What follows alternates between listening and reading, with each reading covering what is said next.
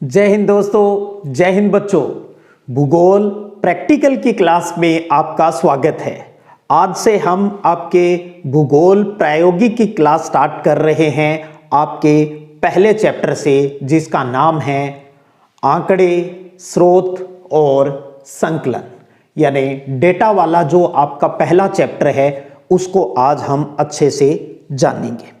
इसमें हम ये जानेंगे भी डेटा यानी आंकड़े क्या होते हैं, भूगोल में आंकड़ों की आवश्यकता क्यों होती है, क्यों इसे समझना जरूरी है, इन आंकड़ों के स्रोत क्या है, क्या सोर्सेज हैं, इन आंकड़ों का प्रस्तुतिकरण कैसे और क्यों किया जाता है, सही निष्कर्ष निकालना क्यों जरूरी है।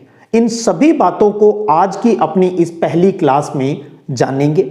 एक चीज और बता दूं, इंपॉर्टेंट प्रश्नों के रूप में इस फर्स्ट चैप्टर के जो क्वेश्चन हैं वो आपको पीडीएफ फॉर्मेट के अंदर अपने टेलीग्राम चैनल सिद्धिविनायक संग्रिया के ऊपर है, वो मिल जाएंगे, वहां पर अपलोड किए जा चुके हैं। यहाँ की क्लास जब आप समझ लेंगे तो प्रैक्टिकल को लेकर अगर आपकी कोई समस्या है तो वो समस्या सोल्व हो जाएगी। आपको पता है प्रैक्टिकल में रिटन पेपर होता है, रिटन पेपर के साथ साथ मौखिक परीक्षा भी ली जाती है आपके प्रायोगिक कार्यों से ही। तो मौखिक में किस प्रकार के प्रश्न आएंगे, अगर आप इन वीडियो सेशन को अच्छे से समझ लेंगे तो मुझे नहीं लगता आपको किसी प्रकार की कोई दिक्कत आएगी, बल्कि आनंद आएगा।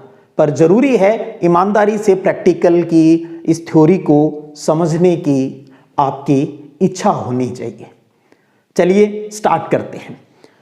अब बात करते हैं जयपुर से दिल्ली की दूरी कितनी है। तो वो है लगभग 272 किलोमीटर। आपने भूगोल के अंदर, क्योंकि प्लस 2 के अंदर अपनी मानव भूगोल है, उस पूरी भूगोल के अंदर आपने बहुत से जो संख्यात्मक चीजें हैं वो आपने पढ़ी, जनसंख्या के बारे में आपने जाना। चैप्टर के अंदर आपने उत्तर दक्षिण कॉरिडोर के बारे में जाना, जो श्रीनगर से कन्याकुमारी तक है, जिसकी लंबाई कितनी है, 4016 किलोमीटर है। आपने पूर्व से पश्चिम कॉरिडोर जाना, सिलचर से पोरबंदर, जिसकी लंबाई 3640 किलोमीटर है। आप रोज समाचार पत्रों में न्यूज चैनल के ऊपर सुनते हो, अभी हाल ही में जो कोरोना का एक नया वेरिएंट ओमिक्रॉन आया है, उस ओमिक्रॉन से भी जयपुर में लगभग एक ही दिन में 1100 बंदे पॉजिटिव हो गए। हम पढ़ रहे हैं कोविड के कारण आज फला शहर के अंदर 10 लोगों की डेथ हो गई, सड़क दुर्घटना में आज इतने है वो उनकी डेथ हो गई, एक साल में इतने लोगों की डेथ हो गई। ये सब क्या है, 272, 4016, 3640, 1100, 100, ये क्या है? हमें पता है ये एक संख्याएं हैं, यानी किसी चीज की सूचना जो हमें मिल रही है वो इन संख्याओं के रूप में मिल रही है, और ये संख्यात्मक सूचना ही क्या कहलाती है, आंकड़ा, यानी जिसे कहते हैं डेटा। तो क्या है आंकड़े, क्या है डेटा? संख्यात्मक सूचना ही आंकड़े कहलाती है, डेटा कहलाती है। समझ गए आप? डेटा। और पूरी किताब में आपने ऐसे बहुत से डेटाज पढ़े हैं। भारत की जनसंख्या आपने पढ़ी है, विश्व की जनसंख्या पढ़ी है, साक्षरता पढ़ी है, ग्रामीण जनसंख्या अनुपात आपने पढ़ा है, प्रतिशत में भी आपने ये चीजें जानी है। तो ये सारी चीजें हमें डेटा फॉर्मेट के अंदर मिलती है। अब बात ये आती है भी भूगोल के अंदर इन आंकड़ों की क्या आवश्यकता है। आपको पता है भूगोल का सबसे महत्वपूर्ण उपकरण क्या है, वो है मानचित्र या रेखा चित्र। जो मानचित्र है वो भूगोल का सबसे महत्वपूर्ण उपकरण होता है, लेकिन भूगोल के अंदर मानचित्र के साथ साथ डेटा, आंकड़ा भी बहुत ही महत्वपूर्ण होता है। पृथ्वी की सतह के ऊपर घटित होने वाली जो घटनाएं होती है वो सारी आपस में जुड़ी हुई होती है, और इन घटनाओं को हम संख्यात्मक रूप से प्रदर्शित कर सकते हैं। जो डेटा होते हैं ये रेखा चित्र और मानचित्र की जो हम रचना करते हैं उसको भी आधार प्रदान करती है, जैसे अगर आपको एक किसी शहर के डेवलपमेंट की जानकारी प्राप्त करनी है तो हम क्या करेंगे, हमें वहां की जनसंख्या के आंकड़े चाहिए, हमें वहां का क्षेत्रफल चाहिए, हमें वहां पर जो पॉपुलेशन में ग्रोथ हो रही है वो कितनी हो रही है, ये चीज हमें पता होना चाहिए। वहां की डेंसिटी कितनी है, वहां के लोग किस प्रकार का व्यवसाय करते हैं, प्राथमिक, द्वितीयक, तृतीयक, चतुर्थक, पंचम, इन में से किन गतिविधियों में वो कार्यरत है, उनका वेतन किस प्रकार का है, उस शहर में यातायात और कम्युनिकेशन की क्या सुविधाएं हैं। इन सब चीजों का जब हम अध्ययन करेंगे तो इसका मतलब हमें उस शहर के, उस सिटी के डेवलपमेंट की जानकारी है वो हो जाएगी। तो भौगोलिक विश्लेषण के लिए ये आंकड़े बहुत ही महत्वपूर्ण होते हैं। और अगर हम इन आंकड़ों का इस्तेमाल नहीं करेंगे तो सोचिएगा, आज किसी शहर की जो जनसंख्या है वो 1 लाख है, कल को अगर वहां जनसंख्या 2 लाख हो जाती है, 10 लाख हो जाती है, तो हमारे पास डेटाज होनी चाहिए भी वहां पर क्या क्या चीजें किस रूप में उपलब्ध है और भविष्य में हमें कितनी चीजों की और आवश्यकता है वो पड़ सकती है। तो इसलिए हम भूगोल के अंदर, भूगोल ही नहीं बहुत से अन्य विषयों के अंदर भी हमें डेटा की आवश्यकता है वो पड़ती है। तो संख्यात्मक जो सूचना होती है उसे हम आंकड़ा कहते हैं। और जब ये डेटा, ये आंकड़ा भौगोलिक स्थिति जैसे किसी देश, किसी राज्य, किसी जिले, तहसील या गांव के अनुसार प्रस्तुत किए जाते हैं तो इन्हीं आंकड़ों को हम क्या कहते हैं, तब भौगोलिक आंकड़े कहते हैं। भौगोलिक आंकड़े, ज्योग्राफिकल डाटा कहा जाता है। तो आप समझे भी आंकड़े किसे कहते हैं और भूगोल में आंकड़ों की आवश्यकता क्यों रहती है। उसके बाद आता है भी हमारे पास आंकड़े आगे, उन आंकड़ों के प्रस्तुतिकरण की बात आती है। भी आंकड़ों का जो प्रस्तुतिकरण है वो किस प्रकार से और क्यों करना जरूरी होता है। इस बात को समझने के लिए हम एक छोटी सी कहानी का सहारा ले लेते हैं। एक बच्चे के मां बाप हैं तो वो तीनों यात्रा पर निकलते हैं। जो बच्चा है उसकी जो हाइट है वो 3 फीट है। 3 फीट हाइट का बच्चा अपनी मां बाप के साथ यात्रा पर निकल जाता है। अब रास्ते में एक नदी आती है और उस नदी की गहराई पिता है वो कई जगह से नाप लेता है। जैसे 4 जगह से नाप ली, एक जगह जो गहराई 1 फीट, दूसरी जगह 2 फीट, तीसरी जगह 3 फीट और चौथी जगह 4 फीट। उसने देखा भाई ये तालमेल है भी गहराई का। उसको एवरेज की जानकारी थी, औसत निकालने की, तो उसने 4 जगह गहराई नाप ली और औसत निकालने के लिए 4 का उसमें भाग दे दिया। तो ऊपर की चारों संख्याओं का योग कितना हो गया, 10/4। उत्तर क्या आ गया, 2.5 फीट आ गया। ले भाई, बच्चे का पिता खुश हो जाता है भी मेरे बच्चे की हाइट तो 3 फीट है जबकि एवरेज है वो इस नदी का 2.5 फीट है। तो बच्चे को भी उतार दिया नदी में, चल भाई पार कर। हस्बैंड वाइफ नदी पार कर रहे हैं और पीछे बच्चा भी नदी पार कर रहा है। जब वो 1 फीट वाले में गया तो नदी पार होनी थी, हो गई। 2 वाले में भी पार हो गई, 3 वाले में सर तक पानी आया, ये भी पार हो गई। लेकिन जैसे ही उस 4 फीट वाली गहराई में गया तो क्या बच्चा बच पाएगा?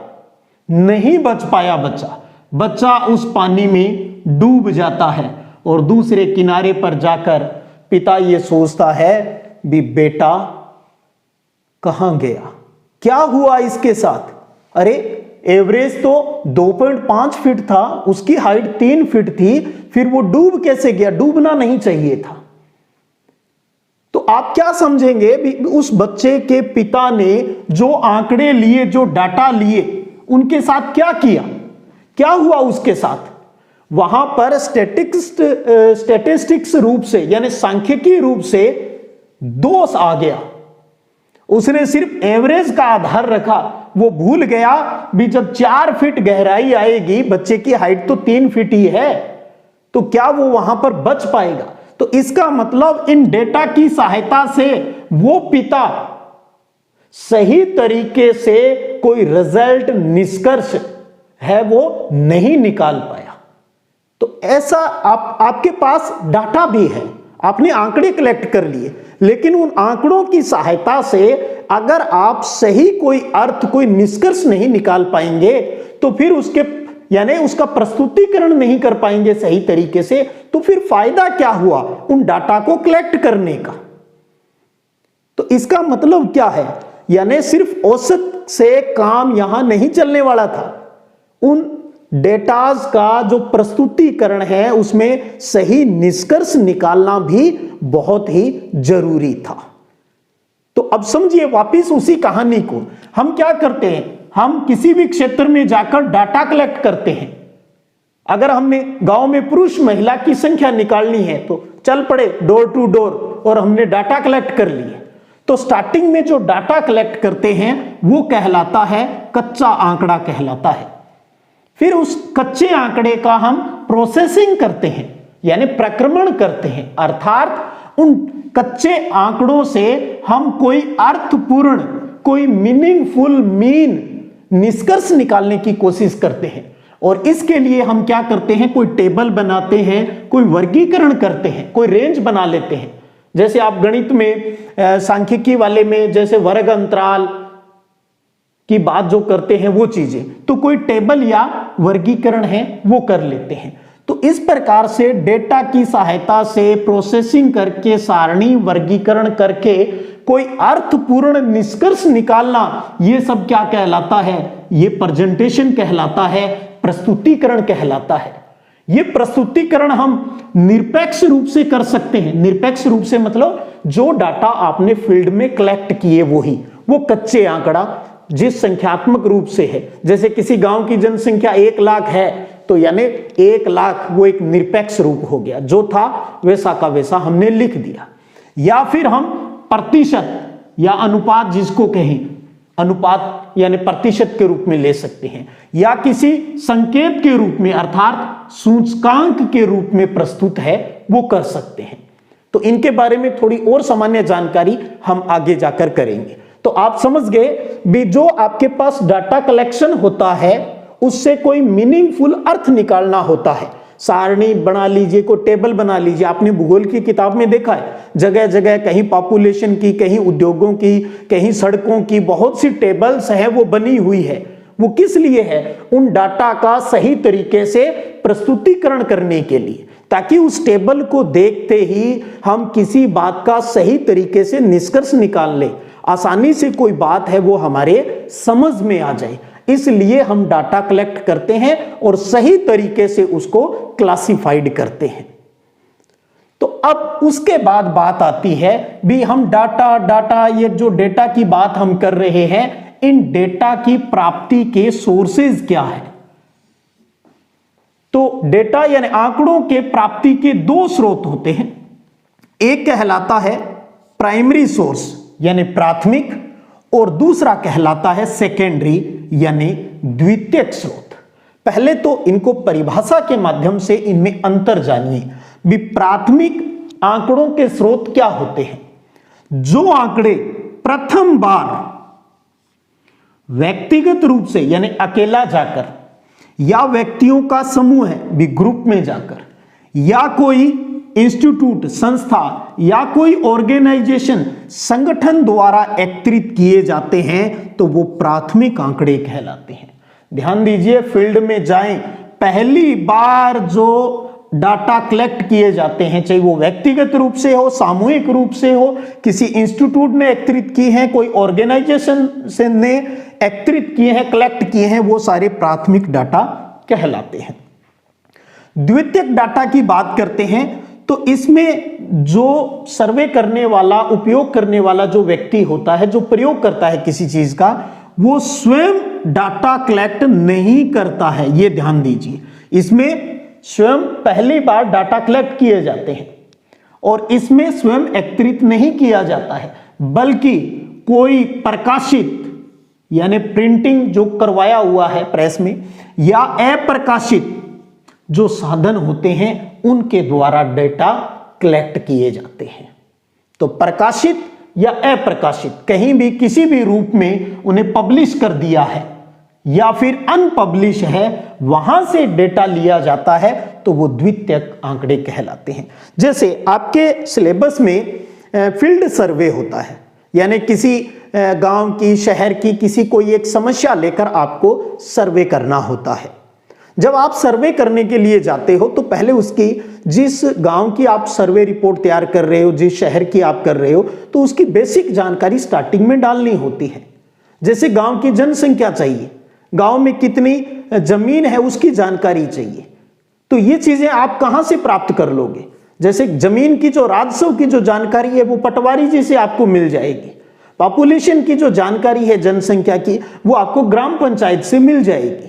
तो इसका मतलब आपने नहीं की वो जनगणना तो पहले से ही आपको किसी कार्यालय से, किसी जगह से मिल गई।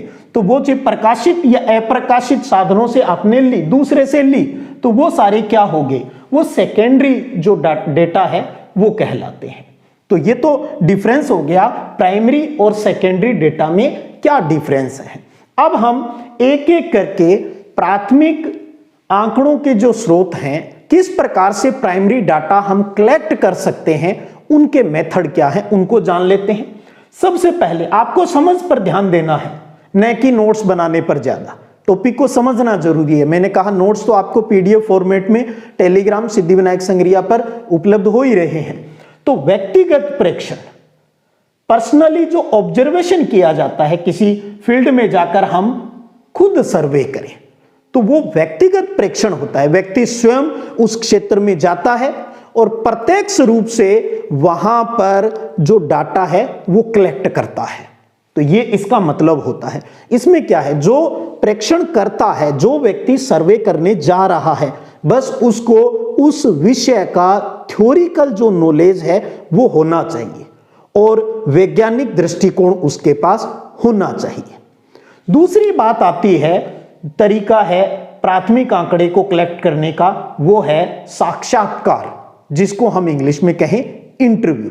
इसमें क्या होता है, जो सर्वे करने वाला व्यक्ति होता है वो किसी गांव, शहर, जिससे भी, जहां से डेटा कलेक्ट करना है उसे, वहां व्यक्ति के साथ प्रत्यक्ष रूप से संपर्क स्थापित करेगा, उसके पास जाएगा, उससे बातचीत करेगा और बातचीत, वार्तालाप के माध्यम से डाटा है वो कलेक्ट करता है। उससे डायरेक्ट पूछेगा और प्रश्नों के उत्तर प्राप्त कर लेगा।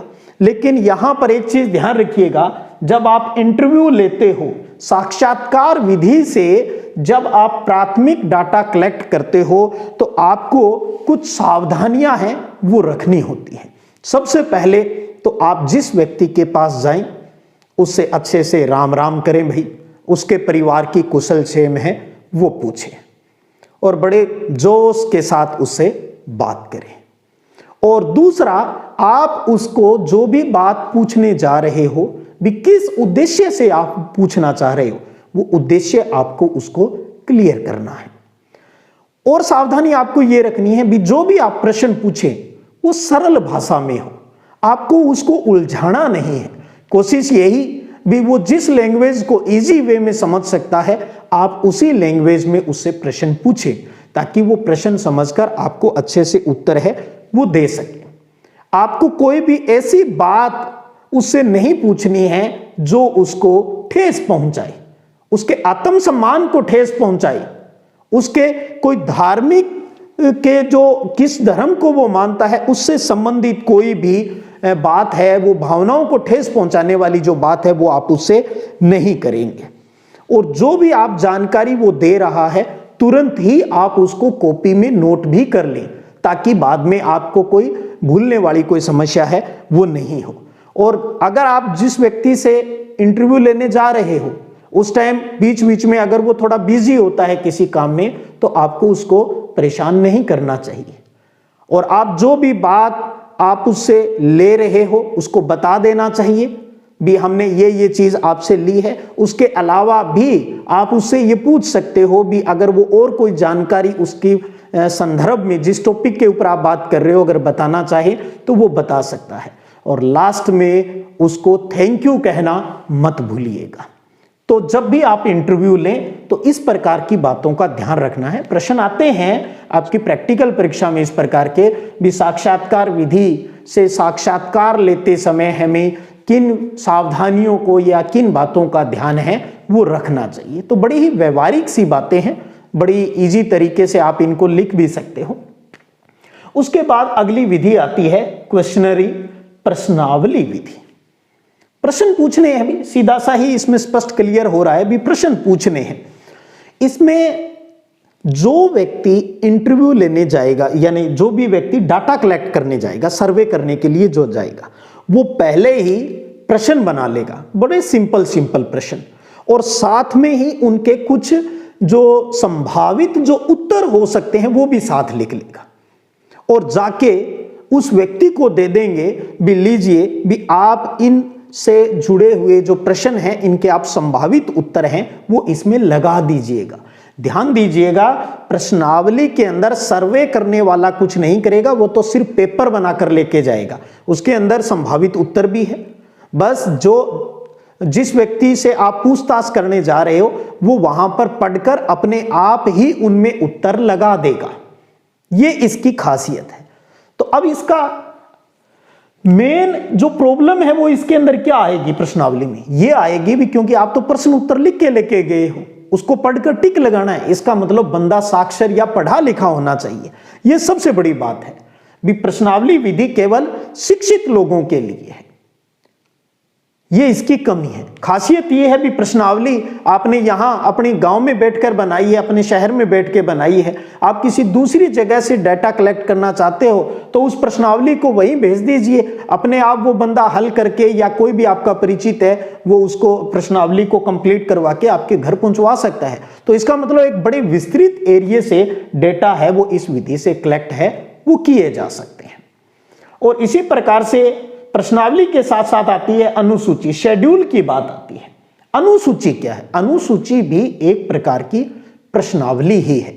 फर्क दोनों में यह है, प्रश्नावली और अनुसूची की अगर बात करें भी, प्रश्नावली में उत्तर व्यक्ति स्वयं देता है जिससे आप बात करते हो, जबकि अनुसूची के अंदर आप सामने वाले से वो प्रश्न और संभावित आंसर आप बोलकर बताएंगे, और वो जो उत्तर देगा आपको खुद को, जो सर्वे करने वाला है वो खुद टिक लगाएगा। तो इसका मतलब इस विधि से पढ़े लिखे और बिना पढ़े लिखे, अनुसूची में शिक्षित और अशिक्षित दोनों व्यक्तियों से आंकड़े हैं, यानी डेटा जो इंफॉर्मेशन है वो कलेक्ट की जा सकती है।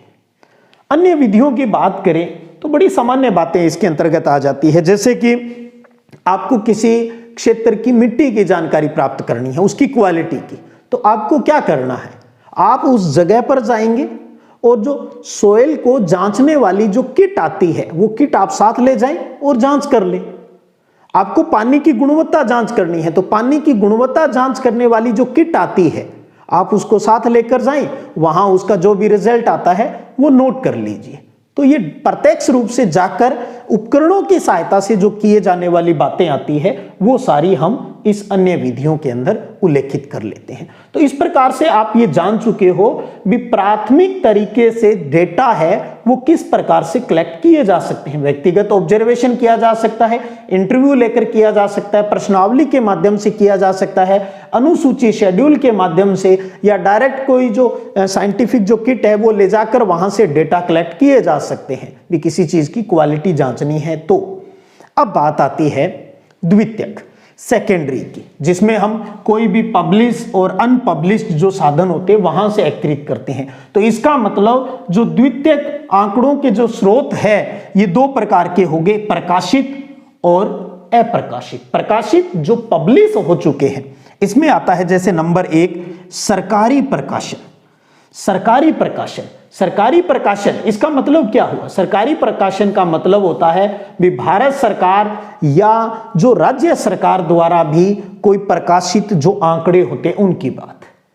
जैसे महापंजीयक होता है वो भारत की जनगणना के आंकड़े जारी कर देता है, तो भारत की जनगणना संबंधी कोई बात चाहिए तो आप उनकी साइट पर जाएं और वहां से आंकड़े कलेक्ट कर लीजिए, तो वो आपके पास सरकारी आंकड़े हैं वो प्राप्त हो जाएंगे। इसी प्रकार आपको पता है हर साल आर्थिक समीक्षा का प्रकाशन करती है गवर्नमेंट, बजट का भी प्रकाशन हो जाता है। तो आपको उनसे संबंधित कोई चीज चाहिए तो वहां से वो तो पब्लिश हो चुकी है, सबके पास आ चुकी है, तो वहां से डेटा जरूरत के अनुसार कलेक्ट कर सकते हैं। तो भारत सरकार या राज्य सरकार जो भी इस प्रकार के पब्लिश कर देती है अपनी चीजें। दूसरा आता है अर्ध सरकारी। अर्ध सरकारी के अंतर्गत है अपनी पंचायती राज की बात आ गई, जिसमें कोई नगर पालिका, नगर निगम है, जो पंचायत समिति है, जिला परिषद है, वो अपनी तरफ से जो क्षेत्रीय जो आंकड़े होती है उनको भी पब्लिश कर देती है, जारी कर देती है। तो वो सारी चीजें अर्ध सरकारी प्रकाशन के अंतर्गत आ जाती है। तीसरा आता है अंतरराष्ट्रीय प्रकाशन, इंटरनेशनल जो पब्लिशिंग होती है अंतरराष्ट्रीय स्तर पर। जैसे आप बात करें भी मानव विकास की रिपोर्ट, आपने मानव विकास के बारे में पढ़ा है, यूएनडीपी है, हर साल मानव विकास के आधार पर हर देश को रैंकिंग प्रदान करती है भी किस देश के अंदर कितना विकास है वो हुआ है। भूख के आंकड़े प्रकाशित हो जाते हैं, गरीबी के आंकड़े प्रकाशित हो जाते हैं, यूनेस्को अपनी रिपोर्ट जारी करता है, यूएनडीपी अपनी रिपोर्ट जारी करता है, और वर्ल्ड हेल्थ ऑर्गेनाइजेशन डब्ल्यूएचओ अपनी जो रिपोर्ट जो डाटा है वो जो हमें उपलब्ध करवाता है, प्रकाशित करवाता है। अब कोविड के दौरान आपने खूब देखे होंगे डब्ल्यूएचओ अपनी पूरी दुनिया के डेटा कलेक्ट करता है, कहां पर कोविड किस प्रकार से स्प्रेड हो रहा है, फैल रहा है, कहां पर किस प्रकार की डेथ रेट है, वो सारी चीजें। तो हमें आसानी से उन डेटा को देखकर पता चल जाता है भी किस महाद्वीप में या किस देश में इसका संक्रमण है वो ज्यादा हो रहा है, कम हो रहा है। इसी प्रकार जो फूड से संबंधित जो डेटा है वो प्रकाशित रूप में हमें मिल जाते हैं। तो इंटरनेशनल जो इंस्टीट्यूट है, जो संस्थाएं होती है, वो जो डाटा पब्लिश करती है वो सारे इसके अंतर्गत आ जाते हैं। उसकी बात आती है, उसके बाद निजी प्रकाशन की बात करें, प्राइवेट भी निजी संस्थाओं द्वारा या कोई भी रिसर्च जो रिपोर्ट होती है वो सारी इसके अंदर आ जाती है प्राइवेट पब्लिशिंग के अंतर्गत। इसी प्रकार और है समाचार पत्र हो गए, चाहे रोज छपने वाले हैं, चाहे मासिक है, चाहे पाक्षिक है, और चाहे साप्ताहिक है, और कोई भी पत्रिकाएं होती है वहां पर डाटा है वो प्रकाशित हो जाते हैं, उनको हम प्राप्त कर सकते हैं। इलेक्ट्रॉनिक माध्यम है वो भी प्रकाशन का, जिसमें इंटरनेट आ गया अपना, गूगल पे जाइए आपको बहुत से जो डेटा है वो आपको मिल जाएंगे, बहुत सी साइट्स हैं जहां पर जाकर आपको उनके प्रिंट आउट है वो निकाल सकते हो। तो ये सारी चीजें, चाहे सरकारी प्रकाशन, अर्ध सरकारी प्रकाशन, अंतर्राष्ट्रीय प्रकाशन, निजी प्रकाशन, समाचार पत्र पत्रिकाएं और इलेक्ट्रॉनिक जो माध्यम है, ये सारे द्वितीयक आंकड़ों के प्रकाशित स्रोत है। इसी प्रकार से अप्रकाशित, सिर्फ इतना समझिए, जो कहीं पर प्रकाशित कर दिए जनता के लिए, पब्लिश करवा दिए वो प्रकाशित में, जो पब्लिश नहीं करवाए लेकिन ऑफिसों के अंदर, कार्यालयों के अंदर जो डेटा पड़े हैं वो सारे अप्रकाशित हो जाएंगे। जैसे हमने यहां कहा भी भारत की जनगणना गवर्नमेंट ने पब्लिश कर दी, तो वो किस में आ गया, प्रकाशित। यहां सरकारी रिकॉर्ड वो चीजें जो प्रकाशित नहीं की। जैसे आपको किसी गांव के राजस्व की रिपोर्ट चाहिए तो आपको कहां मिल जाएगी, पटवारी के पास जाना होगा, उसके पास उसके ऑफिस में पूरे गांव की सारी चीजें हैं वो वहां पर आपको मिल जाएगी। तो वो उसका प्रकाशन नहीं है, तो वो किस रूप में है, वो अप्रकाशित रूप में है।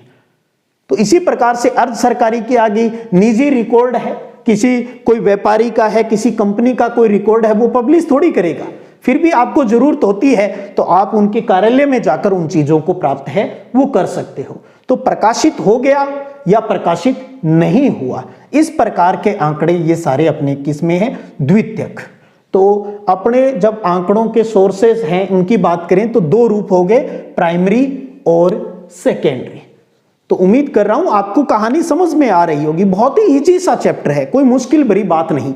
भी डेटा चाहिए, डेटा क्यों कलेक्ट करते हैं, किसी भी क्षेत्र की सही जानकारी प्राप्त करने के लिए भी वर्तमान में क्या स्थिति है और भविष्य में क्या रहने की संभावनाएं हैं, इसी के आधार पर ये डेटा कलेक्ट किए जाते हैं। और आप तो इस आज की जो महामारी की बात करें, कोविड की बात करें, तो आपको पता है रोज सैंपलिंग होती है कोविड को लेकर, डेटा कलेक्ट किए जाते हैं, डेथ रेट बताई जाती है भी कितनी डेथ रेट हो रही है, कितना इंप्रूवमेंट हो रहा है। तो ये सारी चीजें देखिएगा भी, सब चीजों का सही अर्थ समझने के लिए, कोई कंक्लूजन निकालने के लिए ही ये सारा काम किया जाता है। इकोनॉमिक्स की बात करें, चाहे आप कॉमर्स की बात करें, आप चाहे ज्योग्राफी की बात करें, सब जगह पर इन डेटा का, इनके सोर्सेज का बहुत बड़ा रोल है, वो रहता है। क्षेत्रीय अध्ययन की जो आप फाइल बनाते हो तो उसमें भी इन्हीं प्राथमिक और द्वितीयक स्रोतों का सहयोग है, वो आप लेते हो। आप खुद जाकर कर रहे हो तो वो प्राइमरी में आ जाएगा, चाहे आप पूरी क्लास मिलकर जा रहे हो तो वो सब प्राइमरी में आ जाएगा। और पहले से प्रकाशित या अप्रकाशित आंकड़े, यानी आपसे पहले किसी ने कर दिया, उनके डाटा की इस्तेमाल आप यूज कर रहे हो तो वो सारे द्वितीयक हो जाएंगे। उम्मीद करता हूं आप जरूर आज की इस वीडियो सेशन से ये सारी कहानी को समझे होंगे। अगले वीडियो क्लास में इस चैप्टर को कंप्लीट करते हुए इस टॉपिक को आगे बढ़ाएंगे। चलिएगा, फिर मिलेंगे, तब तक जय हिंद, जय भारत।